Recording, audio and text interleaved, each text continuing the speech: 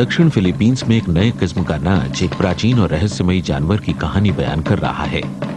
एक ऐसा शिकारी जानवर जो नर वानरों के रूप में हमारा ही रिश्तेदार है और जिसका जन्म करोड़ों वर्ष पहले हुआ था।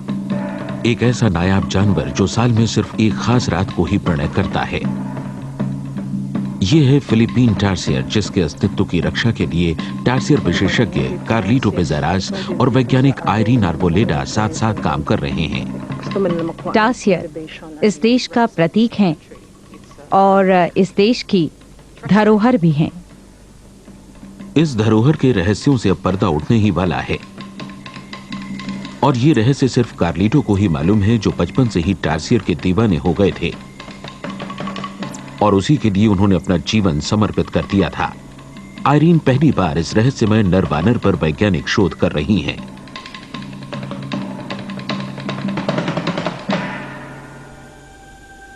फिलीपींस तक में टार्सियर के बारे में लोगों को बहुत कम जानकारी है।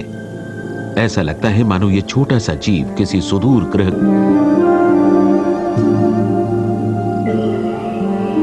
टार्सियर बहुत प्राचीन है, शायद कुछ सितारों से भी पुराने। इन्हें जंगल की आत्मा कहा जाता है और कार्लिटो से ज्यादा इनके बारे में कोई नहीं जानता। कार्लिटो भी ये जानते हैं कि उनके समाज में लोगों को इस जानवर की कितनी कम जानकारी है और इसलिए वे आयरीन को उनके शोध में मदद कर रहे हैं। लोग इस जानवर से डरते थे क्योंकि वे टार्सियर के बारे में कुछ भी नहीं जानते थे। उन्हें बस इतना पता था कि ये छोटे बंदर हैं जो जंगल में रहते हैं। आयरीन 8 महीने जंगल में रहकर रात में इन छोटे अजनबी जीवों के बारे में जानकारी इकट्ठा करेंगी, जो टार्सियर की प्रजाति को बचाने में मददगार साबित होगी। इससे अच्छा क्या है कि मुझ जैसी फिलीपीनी मूल की महिला टार्सियर पर शोध करे जो सिर्फ फिलीपींस में पाए जाते हैं। आयरीन की सफलता बहुत कुछ कार्लिटो के ज्ञान पर निर्भर करती है, लेकिन उनके सामने चुनौती ये है कि वे कार्लिटो द्वारा वर्षों टार्सियर को देखकर अर्जित किए गए ज्ञान को वैज्ञानिक ढंग से कैसे साबित करें। हमारी तरह टार्सियर भी नर वानर हैं, लेकिन वे हॉलीवुड की फिल्मों में दिखाए जाने वाले दूसरे ग्रह के निवासियों जैसे लगते हैं। उनकी बड़ी और चमकदार आंखें रात में जंगल में रोशनी की हर किरण को पकड़ लेती है। लंबी उंगलियां अजीब लेकिन जानी पहचानी सी लगती हैं। उनके लचीले कान रात में आने वाली आवाजों को पकड़ते रहते हैं। उनकी भाषा भी हमारी समझ से बाहर है। टार्सियर पृथ्वी पर 4 करोड़ 50 लाख से भी ज्यादा वर्षों से मौजूद है, लेकिन हमारे लिए वे उतने ही रहस्यमय हैं जितने कि आसमान में चमकने वाले तारे।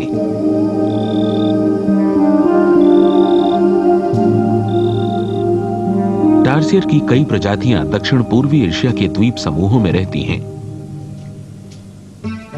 लेकिन फिलीपीन टार्सियर जैसी दुर्लभ प्रजाति फिलीपींस के कुछ दक्षिणी द्वीपों में ही पाई जाती है। ऐसा ही एक द्वीप है बोहोल, जो विषुवतीय रेखा या इक्वेटर के उत्तर में है। यहाँ के नम जंगलों और धुंध से घिरे पहाड़ों में टार्सियर युगों से रह रहे हैं। बोहोल में गर्मी और बारिश जमकर पड़ती है।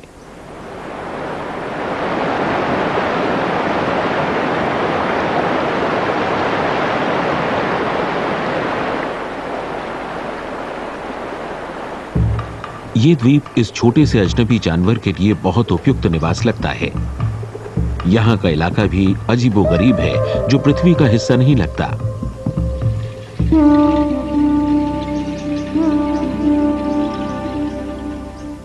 यहाँ ऐसी 1200 पहाड़ियां हैं जिन्हें स्थानीय लोग कार्मेन या चॉकलेट हिल्स बुलाते हैं।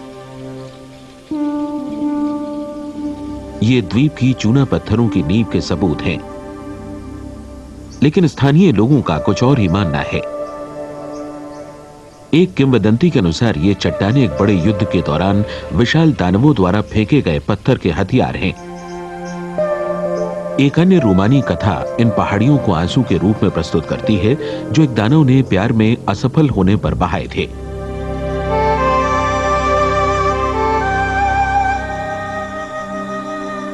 अगर ये पहाड़ एक रहस्य हैं, तो इनके जंगलों में पाया जाने वाला ये नायाब जीव भी कम रहस्यमय नहीं है। टार्सियर उष्णकटिबंधीय जंगलों में रहने के लिए पूरी तरह ढला हुआ है और वो पूरी रात जमीन से 1 मीटर ऊपर पेड़ की शाखाओं में कीड़ों का शिकार करता रहता है। छोटा और देखने में कमजोर लगने के बावजूद टार्सियर एक शिकारी है और नर वानरों में ये बहुत खास है क्योंकि सिर्फ यही जीवित कीटों का शिकार करता है।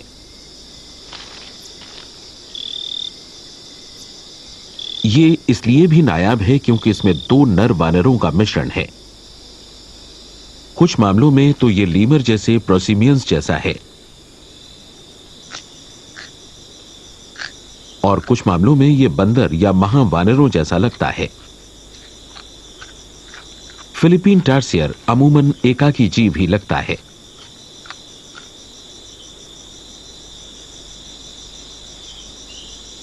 कभी कभी ही ऐसा होता है कि एक जोड़ा साथ दिखाई दे जाए।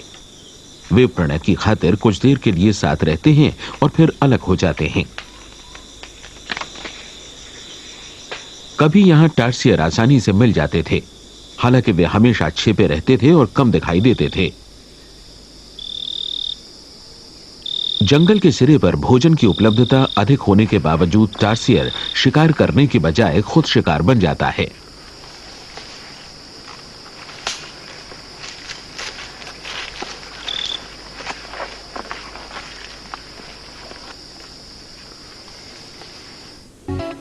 हमेशा बोहॉल में ही रहे हैं और अब वे 70 वर्ष से ज्यादा उम्र के हैं। उन्होंने बहुत पहले ही टार्सियर का शिकार करना छोड़ दिया था, लेकिन उन्हें आज भी टार्सियर का पहला शिकार याद है जो उन्होंने 60 साल पहले किया था। एक बार मैं रात में जंगल में शिकार कर रहा था। मैंने ये बड़ी आंखों वाला छोटा सा अजीब जानवर देखा। मैंने सोचा ये उल्लू है। मुझे इतनी जिज्ञासा हुई कि मैंने उसे मार गिराया, लेकिन जब उसे उठाने पहुंचा तो मैंने देखा कि ये उल्लू नहीं है, बल्कि एक ऐसा अजीब जानवर है जिसके बारे में मुझे कुछ भी नहीं मालूम। बोहॉल के समाज में यह विश्वास है कि जंगलों में शक्तिशाली आत्माएं रहती हैं। उनका मानना है कि ये आत्माएं पेड़ों पर रहती हैं, जैसे कि ये पुराना पेड़ जिसे यहां लोग बिलेट ट्री कहते हैं। लुइस को यह बात हमेशा से पता थी।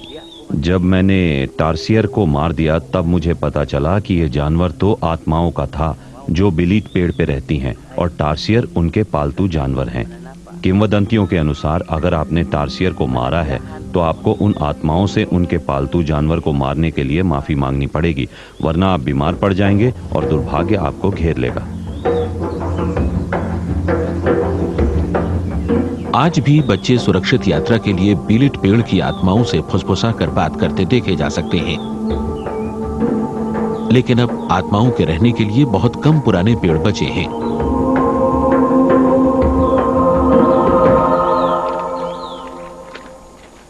और टार्सियर के लिए भी जंगल अब थोड़े ही रह गए हैं। पिछले 50 सालों में यहां का इलाका पूरी तरह बदल चुका है। जहां कभी जंगल हुआ करते थे वहां आज धान और अन्य फसलों के खेत हैं, जो तेजी से बढ़ती जनसंख्या को संभालने के लिए जरूरी हैं। बोहॉल द्वीप पर 10 लाख से ज्यादा लोग रहते हैं और ज्यादातर अभी भी प्राचीन पद्धति से खेती करते हैं।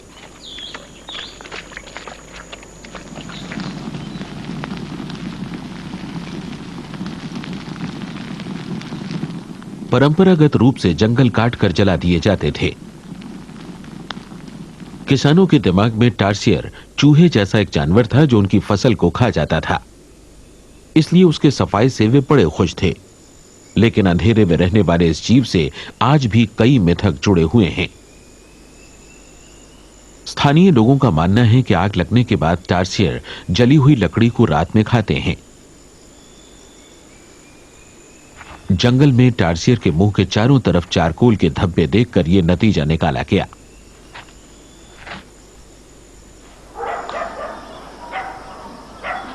उन्नीस 1950 के दशक के शुरू में बोहॉल के एक शिकारी का एक लड़का था जिसे लुइस अच्छी तरह जानते हैं। मैं पहली बार लीटो से तब मिला जब वो सिर्फ 8 वर्ष का था और तब से मैं उसे जानता हूँ। उसके पिता और मैं अच्छे दोस्त थे। कार्लिटो पिज़ारास कोरेला के पास पैदा हुए और वहीं उन्होंने अपना जीवन बिताया। जंगल में रह रहे जानवरों और खासकर टार्सियर के प्रति उनके प्रेम और उनकी दीवानगी ने उन्हें बाकी बच्चों से अलग स्थापित कर दिया।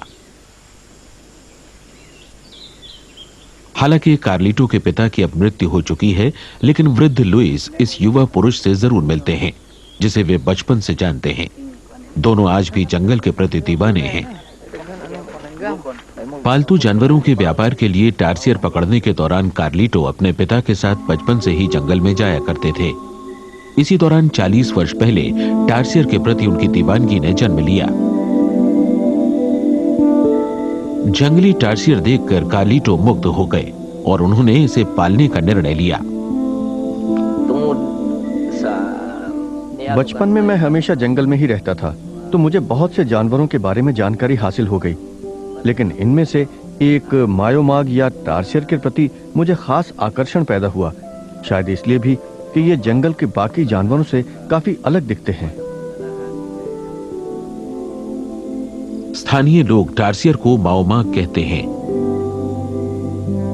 और माओमाग का जादू युवा लीटो के सिर पर चढ़कर बोल रहा था।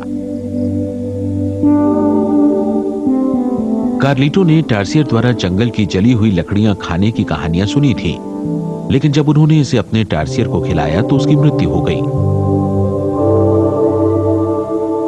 कार्लिटो असमंजस में पड़ गए और इस गुत्थी को सुलझाने में कई रात जंगल में बैठे रहे और अंततः उन्होंने देखा कि जली हुई लकड़ी के ठंडे होने पर टार्सियर उस पर कूदा और उसने अंदर की गर्मी के कारण बाहर निकल रहे कीड़े को पकड़ लिया। अब कार्लिटो को पता लगा कि क्यों टार्सियर के मुंह पर चारकोल लगा था। लोगों को लगा कि मैं पागल हूँ, क्योंकि मैं हमेशा जंगल में टार्सियर पकड़ता रहता था। कुछ तो मैं बेच देता था और कुछ अपने पास घर पर रख लेता था। फिर मुझे घंटों कीड़े पकड़ने पड़ते थे ताकि मैं इन्हें खिला सकूं। तो बहुत से लोग समझते थे कि मैं पूरी तरह पागल हो चुका हूँ। टार्सियर ने मुझे पागल कर दिया है।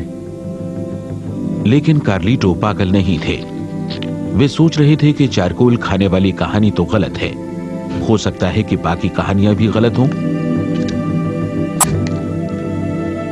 टार्सियर पर कोई किताब उपलब्ध नहीं थी। अब एक ही तरीका था कि सारी जानकारी खुद ही जुटाई जाए। शाम को स्कूल के बाद कार्लिटो अपने पालतू जानवरों के लिए कीड़े पकड़ने के लिए अकेले ही जंगल में चले जाते थे।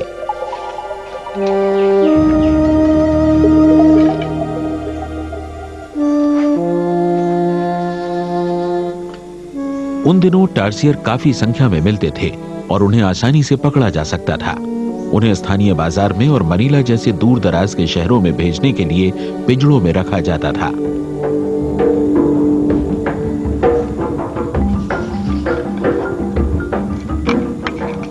इसमें आश्चर्य नहीं कि ये पालतू जानवरों के रूप में काफी लोकप्रिय थे, क्योंकि ये आपके हाथ में आ जाते हैं और इनकी आंखें बड़ी और आकर्षक होती हैं। जैसे जैसे युवा कार्लिटो का ज्ञान बढ़ा, उन्हें यह पता लगा कि ज्यादातर पालतू टार्सियर कुछ ही महीनों में मर जाते हैं। उन्होंने तय किया कि अब वे बेचने के लिए टार्सियर को नहीं पकड़ेंगे। उन्होंने डरते डरते अपना निर्णय अपने पिता को सुनाया। पहले पहल तो मेरे पिताजी बहुत गुस्सा हुए, लेकिन अंत में उन्हें यह समझ में आ गया कि मैंने टार्सियर का शिकार न करने और उन्हें घर पर ही पालने का निर्णय क्यों लिया है। जहां उनकी उम्र के बाकी बच्चे अपना समय खेलने या खेत पर काम करने पर लगाते थे, वहीं कार्लिटो अपना समय जंगल में बिताते थे। गांव वाले इस अजीब से बच्चे और इसके शौक का मजाक उड़ाते थे। वे कार्लिटो को बंदर बच्चा कहकर बुलाते। बड़े और बच्चे सभी उनका मजाक उड़ाते थे। लेकिन कार्लिटो इन सबको नजरअंदाज करते हुए बार बार जंगल जाते रहे। ये एक छोटे से अजनबी जानवर के ऊपर उनके जीवन भर के काम की शुरुआत थी। एक ऐसा काम जो फिलीपींस भर में टार्सियर के भविष्य को बदलने वाला था। उन दिनों लोग अमूमन टार्सियर को छोटे छोटे पिंजड़ों में डर से एक दूसरे से चिपके हुए देखते थे। दुखद बात तो यह है कि वे आज भी ऐसे ही देखे जा सकते हैं। खिलौने जैसे छोटे और बड़ी आंखों के होने के कारण बहुत से स्थानीय और विदेशी पर्यटक इन्हें छूना चाहते हैं और शायद इन्हें पालने के लिए घर भी ले जाना चाहते हैं। अब इस तरह की जगह पर ही ज्यादातर लोगों को एक जीवित टारसियर देखने का मौका मिलता है, लेकिन जानवर के लिए यह अनुभव अच्छा नहीं है। ये रात में घूमने वाले जानवर हैं। इन्हें अंधेरा, शांति और एकांत चाहिए। लगातार लोगों का छूना और शोर मचाना इन्हें परेशान कर देता है। एक मान्यता तो यह भी है कि टारसियर को बंधक जीवन इतना बुरा लगता है कि वो आत्महत्या कर लेते हैं।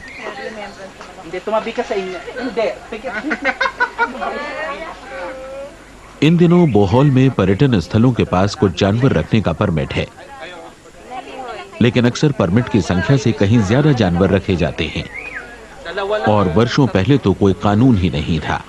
बहुत से लोग बेचने के लिए टारसियर का शिकार करते थे। कुछ थे जो सिर्फ उन्हें मार ही देते थे। अगर आप उन्हें रोकने की कोशिश करें तो वो सुनते ही नहीं थे। मैं देख रहा था कि टारसियर की संख्या कम हो रही थी, तो मैंने यूं ही कानून की मनगढ़ंत कहानी गढ़ दी ताकि लोग इसका शिकार करना बंद कर दें। बाजारों में कार्लिटो लोगों को यह बताने लगे कि एक ऐसा कानून पास हुआ है जो टारसियर की बिक्री पर रोक लगाता है। उन्होंने लोगों को इस काम से रोकने के लिए जुर्माने और जेल की सजा का झूठ भी गढ़ दिया। कभी बंदर बच्चा कहकर चिढ़ाए जाने वाले इस बालक को अब गंभीरता से लिया जाने लगा। कार्लिटो के ज्ञान और उनके कौशल की ख्याति अब उनके गांव से बाहर भी फैलने लगी। 1996 में बोहल के कुछ व्यापारियों ने फिलीपीन टारसियर फाउंडेशन की स्थापना की और जब 40 साल से टारसियर के अस्तित्व को बचाने की कोशिशों में लगे कार्लिटो इसके पहले कर्मचारी बने तो किसी को आश्चर्य नहीं हुआ। जल्दी ही फिलीपींस की सरकार ने टारसियर को आरक्षित प्रजाति घोषित कर दिया।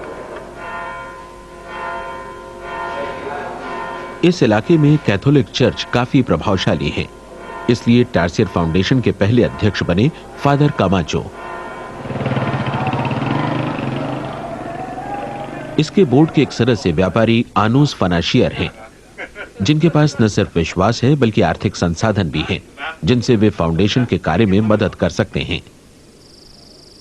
फाउंडेशन का एक ही लक्ष्य है, प्राचीन और रहस्यमयी टार्स प्रजाति को बचाना,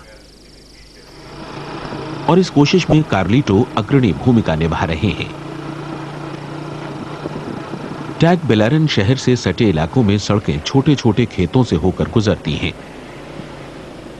15 किलोमीटर बाद एक सड़क कार्लिटो के गांव कोरेला से होते हुए जंगल से घिरे टारसियर फाउंडेशन तक पहुंचती है। फाउंडेशन के पास जंगल वाली चूना पत्थर पहाड़ियों का 134 हेक्टेयर का इलाका है। कार्लिटो के लिए तो ये एक बड़े सपने के साकार होने जैसा है। ये उनका दूसरा घर है। ये कार्यक्रम उन्हीं का है और ये जंगल उन्हीं का है।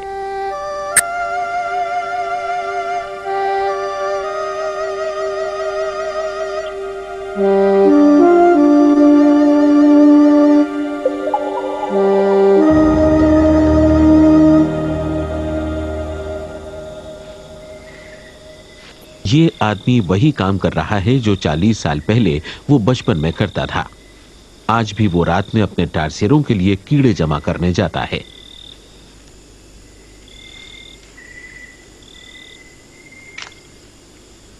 आजकल कार्लिटो का लक्ष्य है कि वे फिलीपीन टारसियर का एक प्रजनन कार्यक्रम शुरू करें।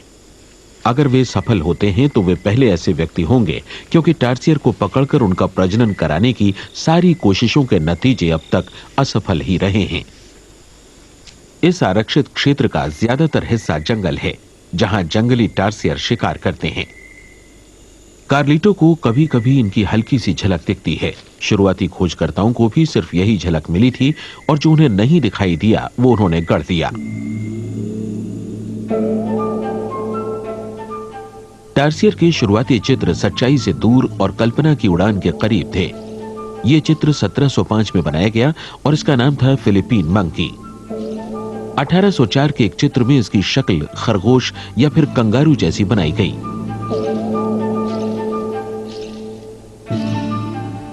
ये रंगीन चित्र टार्सियर को एक ऐसे छोटे बंदर के रूप में प्रदर्शित कर रहा है जिसकी बड़ी और गोल आंखें हैं जो शायद ही कभी बंद होती हैं।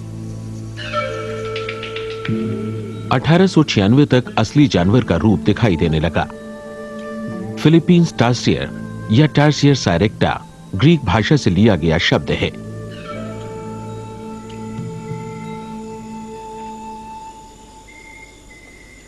फिर भी टार्सियर के पहले विवरण के लगभग 300 साल बाद भी उसके बारे में बहुत कम जानकारी उपलब्ध है।